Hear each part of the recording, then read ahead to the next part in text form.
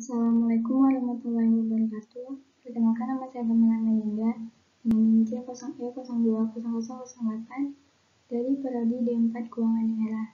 Di sini saya akan mempresentasikan makalah saya yang berjudul tentang penatausahaan dan pertanggungjawaban APBN dan APBD dari mata kuliah perbendaharaan. Yang pertama, di sini saya akan menjelaskan tentang penatausahaan dan pertanggungjawaban APBN. Menteri atau pimpinan lembaga atau kepala satuan kerja perangkat negara selaku pengguna anggaran menyelenggarakan akuntansi atas transaksi keuangan, aset, utang, dan ekuitas dana, termasuk transaksi pendapatan dan belanja yang berada dalam tanggung jawabnya.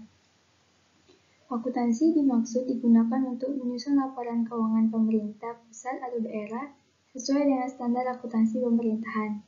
Tiap-tiap kementerian negara atau lembaga merupakan entitas pelaporan yang tidak hanya wajib menyelenggarakan akuntansi, tetapi juga wajib menyampaikan laporan pertanggungjawaban berupa laporan keuangan untuk mewujudkan transparansi dan akuntabilitas dalam pengelolaan keuangan negara. Laporan pertanggungjawaban keuangan pemerintah perlu disampaikan secara tepat waktu dan disusun mengikuti standar akuntansi pemerintahan. Lalu, untuk mewujudkan transparansi dan akuntabilitas dalam pengelolaan keuangan negara, laporan pertanggungjawaban keuangan pemerintah perlu disampaikan secara tepat waktu dan disusun mengikuti standar akuntansi pemerintah. Sehubung dengan itu, perlu ditetapkan ketentuan yang mengatur mengenai hal-hal tersebut, agar yang pertama, laporan keuangan pemerintah dihasilkan melalui proses akuntansi. Lalu laporan keuangan pemerintah disajikan sesuai dengan standar akuntansi keuangan pemerintah. Disajikan sesuai dengan standar akuntansi keuangan pemerintah, yang terdiri dari laporan realisasi anggaran atau LRA, neraca, dan laporan arus kas disertai dengan catatan atas laporan keuangan. Lalu laporan keuangan disajikan sebagai wujud pertanggungjawaban setiap entitas pelaporan yang meliputi laporan keuangan pemerintah pusat, laporan keuangan kementerian negara atau lembaga, dan laporan keuangan pemerintah daerah.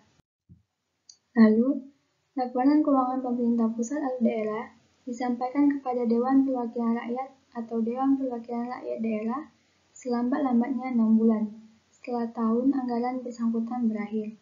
Laporan keuangan pemerintah dapat diaudit oleh lembaga pemeriksa ekstern yang independen dan profesional sebelum disampaikan kepada Dewan Perwakilan Rakyat.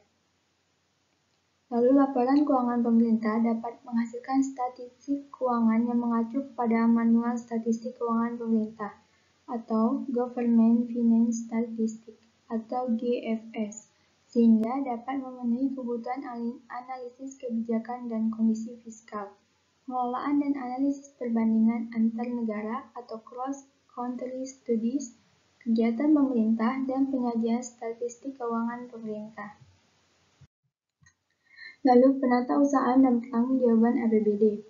Dalam hal penatausahaan dan pertanggungjawaban APBD, Bendahara Umum Daerah dan pengguna anggaran menyelenggarakan akuntansi atas transaksi yang dilakukan guna menyusun laporan keuangan pemerintah daerah sesuai dengan standar akuntansi pemerintah.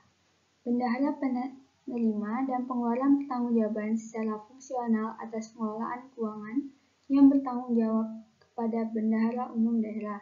Selanjutnya, Bendahara Umum Daerah bertanggung jawab kepada Gubernur atau Bupati atau Wali Kota dari segi hak dan ketentuan kepada peraturan atas pelaksanaan penerimaan dan pengeluaran yang dilakukannya. Laporan keuangan yang disusun oleh Kepala SKPD disampaikan Gubernur, Bupati, Wali Kota kepada Badan Pemeriksa Keuangan paling lambat 3 bulan setelah tahun anggaran berakhir. Itulah presentasi saya mengenai makalah saya. Apabila ada banyak kesalahan dalam pengucapan kata saya, mohon maaf, dan saya akhiri. Wassalamualaikum warahmatullahi wabarakatuh.